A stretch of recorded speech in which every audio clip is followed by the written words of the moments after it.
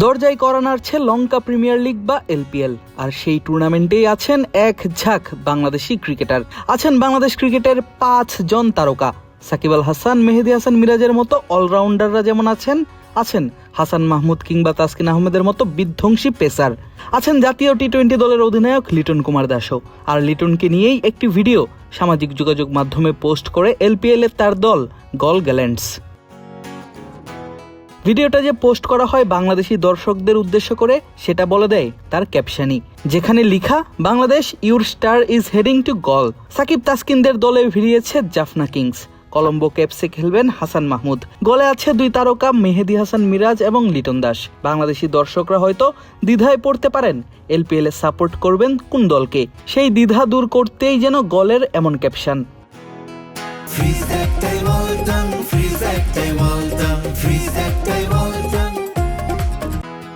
ভিডিওতে কথা বলতেও দেখা যায় লিটন কুমার দাসকে। ভিডিও বার্তায় লিটন জানান এলপিএল এর জন্য বেশ এক্সাইটেড তিনি, প্রস্তুত আছেন নতুন চ্যালেঞ্জের জন্যেও।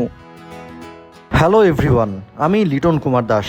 গল ফ্যামিলির অংশ হতে বেশ এক্সাইটেড হয়ে আছি। নতুন চ্যালেঞ্জ গ্রহণের জন্য আমি প্রস্তুত। টুর্নামেন্ট শুরুর অপেক্ষায় আছি এবং দলের জন্য নিজের সেরাটা দিতে প্রস্তুত আছি। আশা করছি সবার সাথে শীঘ্রই দেখা হবে। তবে এবারই প্রথম নয়, এর আগেও একবার লঙ্কা প্রিমিয়ার লিগে খেলা হয়েছে লিটন কুমার দাসের। 2023 এলপিএলেও লিটন গায়ে চাপিয়েছিলেন গলেরই জার্সি, তবে সেবার দলের নাম ছিল গল টাইটান্স। তবে ব্যাট হাতে খুব একটা সুবিধা করতে পারেননি সেই সময়টায়। সুযোগ পেয়েছিলেন 3 ম্যাচে, আর সেই 3 ম্যাচের 3 ইনিংসে করেছিলেন মাত্র 34 রান। তবে এবার ব্যাট হাতে বেশ ছন্দে আছেন এই উইকেট কিপার ব্যাটার।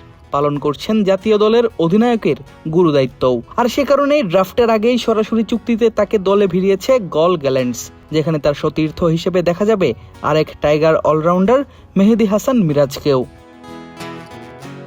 এলপিএল এর ড্রাফট থেকে মিরাজকে দলে টেনে নেয় গল, যেখানে মিরাজ ছিলেন ক্লাসিক ক্যাটাগরিতে। একই ক্যাটাগরিতে থাকা হাসান মাহমুদের জায়গা হয়েছে কলম্বো ক্যাপসে। ড্রাফটের আগে অবশ্য টাইগার 2 ক্রিকেটার সাকিব আল হাসান এবং তাসকিন আহমেদকে সরাসরি চুক্তিতে দলে ভিড়িয়েছে টুর্নামেন্টের সবথেকে সফল দল জাফনা কিংস। 2 বছর বন্ধ থাকার পর আবারও শুরু হচ্ছে এলপিএল। মাঠে গড়াচ্ছে টুর্নামেন্টের 6ষ্ঠ আসর। আগামী 17 জুলাই শুরু হবে টুর্নামেন্ট, যেখানে প্রথম ম্যাচেই মুখোমুখি হবে সাকিব এবং লিটনের দল। 8 আগস্ট অনুষ্ঠিত হবার কথা এবারের আসরের ফাইনাল। আদিব আশরাফ, ক্রিক ফ্রেন্জি।